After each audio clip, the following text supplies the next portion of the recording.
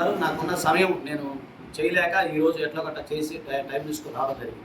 ఇక్కడ ప్రధాన సమస్య ఏంటంటే ఇక్కడ మనం ఏంటంటే పబ్లిక్ ఇంట్రెస్ట్ లిటిగేషన్ అంటారు. ఇలాంటివన్నీ కూడా ఇక్కడ ఎవరికి వ్యతిరేకం కాదు, మేము ఎవరికి అనుకూలం కాదు. ప్రజా సంక్షేమం, ప్రజా శ్రేయస్సును దృష్టిని పెట్టుకొని మాత్రమే ఈ యొక్క కబేలా సందర్శన అనేది సందర్శించడం. అలాగే దీనివల్ల చాలామంది ఇబ్బంది పడుతూ ఉన్నారు.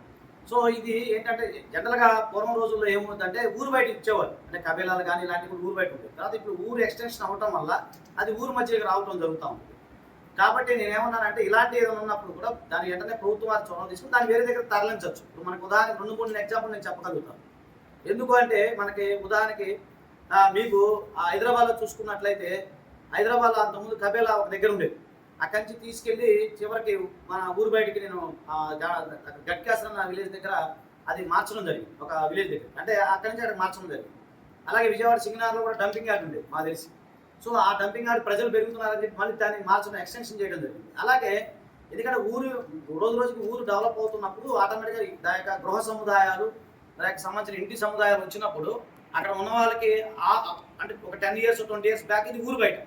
కానీ ఇప్పుడు సెంటర్ అయినప్పుడు ఏమవుతుంది, ఆటోమేటిక్ మళ్ళీ ఎక్స్టెన్షన్ చేయాల్సిన బాధ్యత ప్రభుత్వం పైన ఉంటుంది. అలా కానప్పుడు ఎందుకంటే ఈరోజు మనం చూస్తూ ఉన్నాం, కరోనా వచ్చిన తర్వాత రకరకాల వ్యాధులు, ఎంతోమంది తెలియకుండా రకరకాల వ్యాధులు గురవుతూ ఉన్నారు. చాలామంది బలహీన పడుతూ ఉన్నారు. మనం చూస్తుండగానే గుండెపోటు వచ్చి మనుషులు చనిపోతూ ఉన్నారు. అంటే నేను అనేది అంటే ఈ రకమైన ప్రజల్లో ఇమ్యూనిటీ డౌన్ అయింది, అదొకటి మనం గమనించాలి. అలాగే ప్రజల మధ్య ఇలాంటి కబేలాలకు సంబంధించి అలాగే దుర్వాసన వస్తుందని చెప్తున్నారు, అందరూ ప్రజలందరూ కూడా గమనించారు.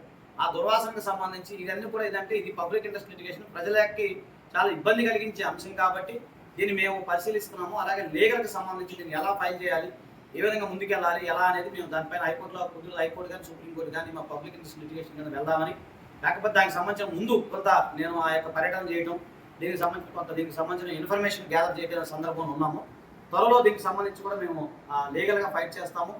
అలాగే దీనికి సంబంధించి ఇప్పటికైనా సరే ప్రభుత్వాన్ని మేల్కొని, అలాగే పురపాలక సంఘ ప్రజలు కానీ పెద్దలు కానీ మేల్కొని ఇమీడియట్గా దాన్ని తరలించడానికి ప్రయత్నం చేసి అందరం సంతోషపడతాం. లేకపోతే లీగల్గా వెళ్ళినప్పుడు మరి అప్పుడు కూడా దానికి సంబంధించి ఎంతో కొంత సమయం టైం తీసుకొని దానికి సంబంధించి తరలించే అవకాశం అయితే మీకు ఖచ్చితంగా నేను హామీ ఇస్తా ఉన్నాను.